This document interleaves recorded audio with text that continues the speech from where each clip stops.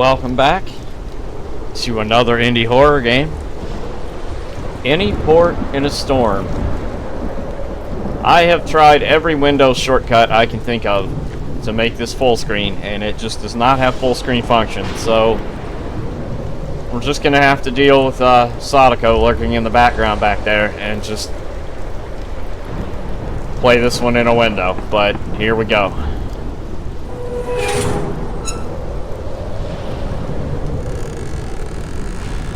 His body almost seemed alive against the rocking sea. The crashing of the waves mimicked and taunted a phantom heartbeat. I didn't know what to feel when I found him, but there was a guilt in that I should have felt more than I did. He loved to spend his time on the water, away from the lighthouse. At first I feared his avoidance of the house was a result of my own. Later, though, I found his disconnection to be of his own accord. I grew fond of him in the days following my employment, and I like to think he felt the same. With a lack of ease, I dragged his body to our sitting spot.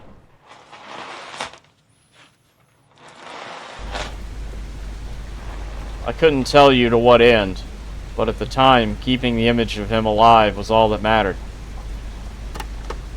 There was a softness in his presence, something I wished to preserve. I searched the lighthouse for anything I could give him, clothes, accessories, or general interests. So this guy has found his lighthouse partner dead, it sounds like. And now we're looking for things to send him into the afterlife with, things that he enjoyed in life. I don't know what I just picked up, but... or not, apparently. Here we go. So this isn't a straight-up visual novel. We actually have some element of gameplay here.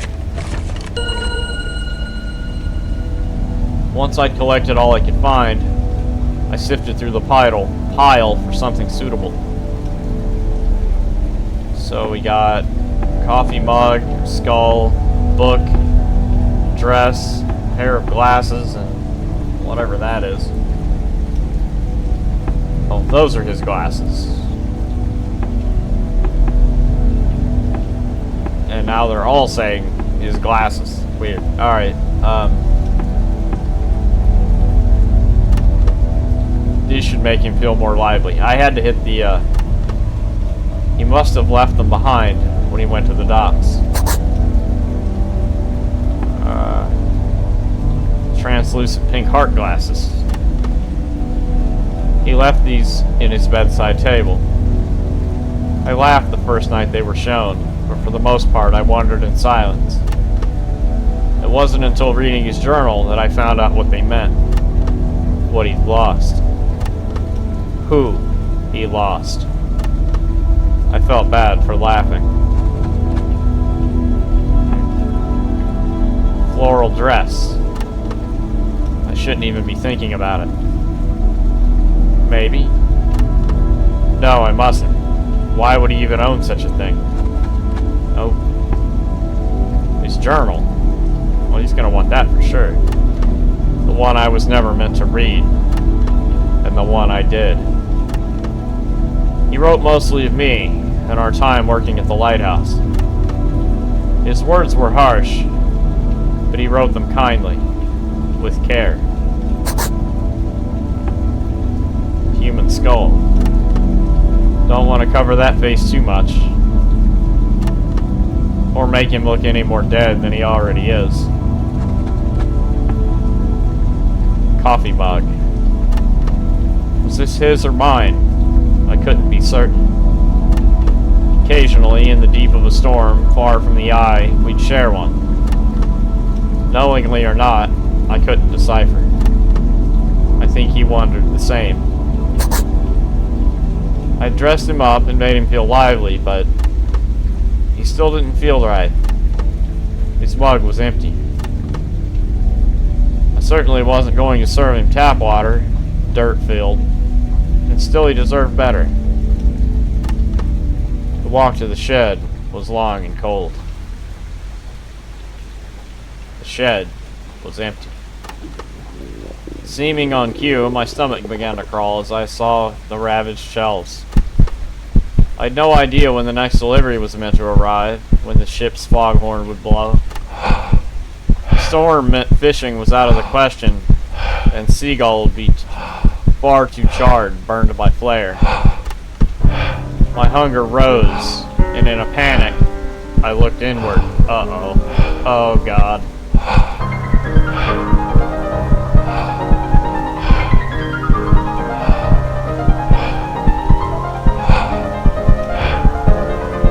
He's gonna...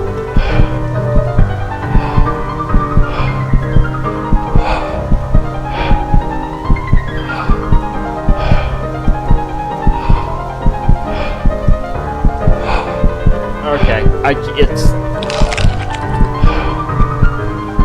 God, that's hard.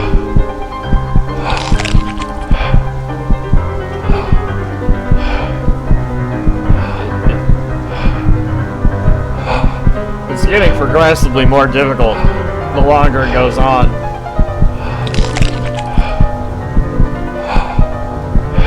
I don't know what the sound of him biting is. I hope he's not taking bites out of himself. Uh-oh.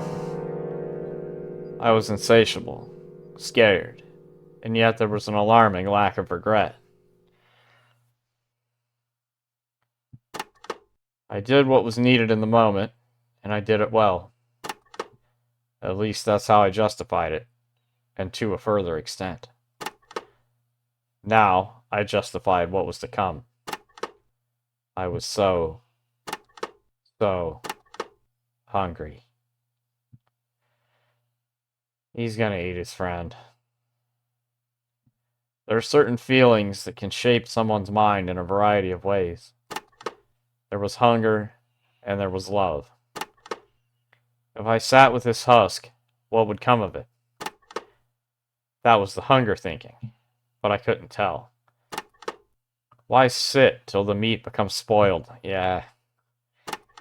That's all he was to that physical response. Oh shit, here we go. I made many attempts at his skin throughout the night, but I had been unable to follow through. That was the love thinking. The feeling was bubbling and unbearable, and at once I could feel the hunger rising too.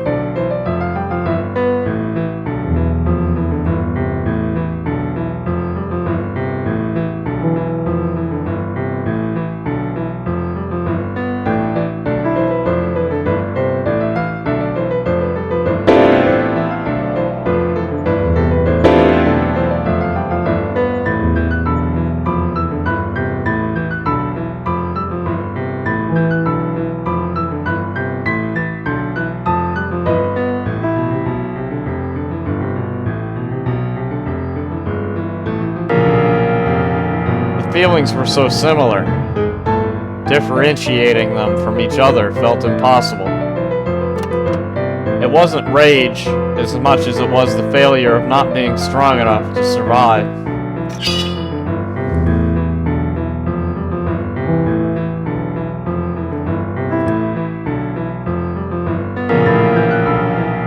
Isn't this what he would have wanted?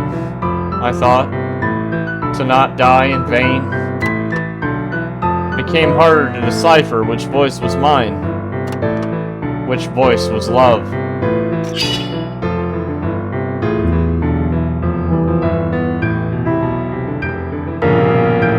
As my thoughts rose to an overwhelming numbness, I broke skin. It was satisfying in a way. I knew if I drew this knife, I'd failed.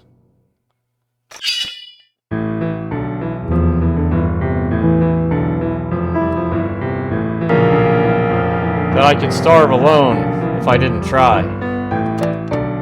I knew I couldn't win this battle, but I'd picked a side.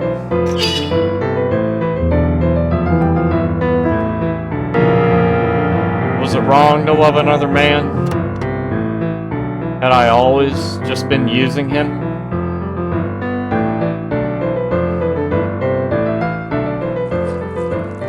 I don't remember much, but I remember he tasted sweet.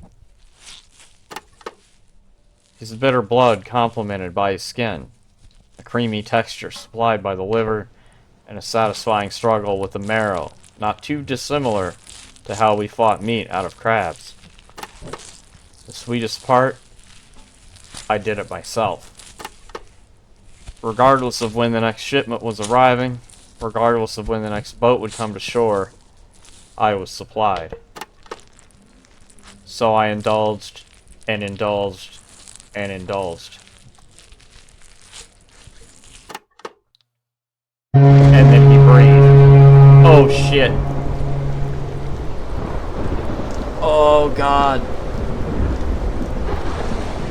Wow.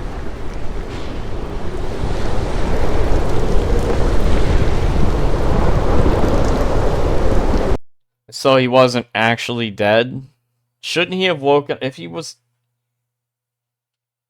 you know, just passed out drunk or something? Shouldn't he have, you know, shouldn't he have roused as soon as you started? No, he couldn't have been alive. You literally, the guy said he cut his liver out and ate it. Like, he, I don't know. Maybe that was a hallucination because he was insane at the end. That he imagined that the guy woke up as he was eating him. I can't imagine that he would have still been alive by that point. Like, or maybe I'm wrong. Maybe that did happen. Maybe he really was actually not dead the entire time, and you were just cannibalizing your not actually dead friend. Either way, that's a really good game. That story, the text is written very, very well. I like that. It's very disturbing and unsettling. Perfect length for a nice little bite-sized horror experience.